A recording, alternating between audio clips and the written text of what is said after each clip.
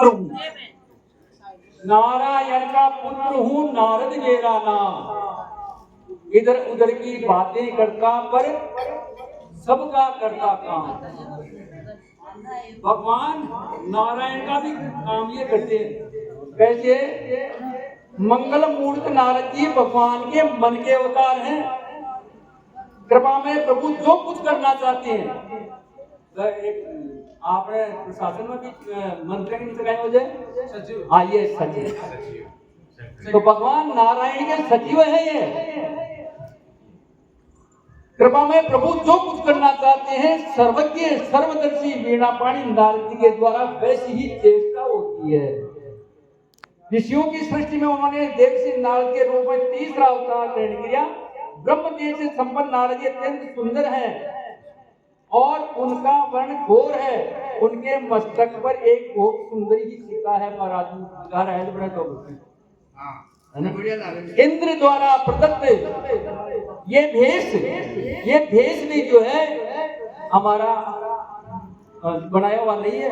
ये इंद्र द्वारा प्रदत्त तो उज्ज्वल मूल्य वस्त्र दान करते हैं। वीणा की मनोहर संकृति के साथ भगवान के गुण का गान करते हैं। नारद जी कहते हैं कि भगवान नारायण ने मुझे इस लोक में इसलिए भेजा है कि नारद जी जाओ और वहां की सारी खबर लेकर के आओ। नारद जी कहते हैं कि जब मैं इस लोक में विचरण कर रहा था तो मालूम हुआ कि भगवान नारायण ने ही राजा दशरथ के रूप में अवतार लिया है और आज उनके जन्म के 6वें दिन छठी उत्सव मनाया जा रहा है। अतः मैं भी राम जी के दर्शनार्थ आपके यहाँ आया हूँ। मैं एक गुप्त बात, ये राम जी के जन्म की जो है गुप्त बात या तो कौशल्य जी को पता है या नारद जी। मैं एक गुप्त बात और बताता हूं कि आगे राम जी लीलाएं करने वाले हैं, इसका हेतु भी मैं ही करूंगा। हमारा मामला बना दिया ना महाराज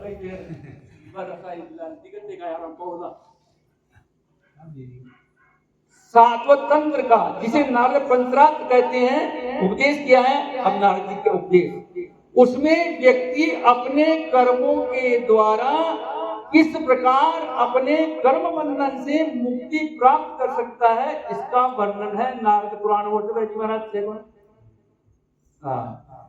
सर्वोच्च ज्ञान के परम पावन विग्रह श्री सुखदेव जी को उपदेश करते हुए महामुनि नारद ने कहा, क्या कहा कि संग्रह का अंत है विनाश, संग्रह का अंत है विनाश और ऊंचे चढ़ने का अंत है नीचे गिरना और संयोग का अंत है वियोग और जीवन का अंत है मरण। जो अध्यात्म विद्या में अनुरक्त कामना शून्य तथा भोग शक्ति से दूर है और जो अकेला ही विचरण करता है वही सुखी है। ये नारद जी का उपदेश है। नारद जी वेदांत, योग, ज्योतिष, संगीत और भक्ति के आचार्य माने जाते हैं। आगे एक महत्वपूर्ण बात यह है कि 17 पुराणों की रचना करने पर, पुराण तो 18 थे भगवान, लेकिन मैंने 17 ही बोला है, तो चक्कर मत पड़ जाना। ना ना ना ना, ये तो बात है, ये तो चक्कर का निकल। 18वां पुराण तो बाद में लिखा गया है, जब नारद जी ने उनको ज्ञान दिया, चतुश्रोणी बात सुनाई, तब 18 पुराण हुए।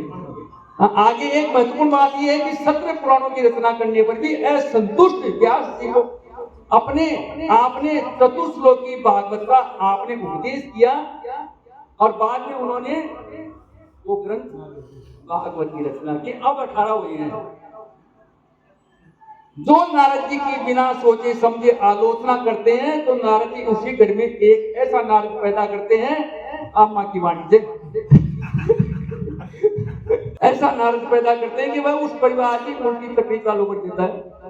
हाँ, अब आज का युग में तो एक जगमान है, एक तो रावण, एक नारद जरूर से। श्री हरि भगवान का नारद जी को उपदेश। अब भगवान ने नारद दो ही नहीं बसु बैकुंठ में, भगवान की वाणी है नारद जी को, यह नारद जी नहीं बसु बैकुंठ में, नहीं योगिन ये माया संता साधु का देवी को दू, न बैकुंठ में रू, तो कहाँ रहता हूँ? अपनी भगवान का लीला का गुणगान कर रहे हैं ना जी। हाँ, भक्त मेरे गावे जहां रहूं मैं संशय ना, ये मैं शंका मत करो।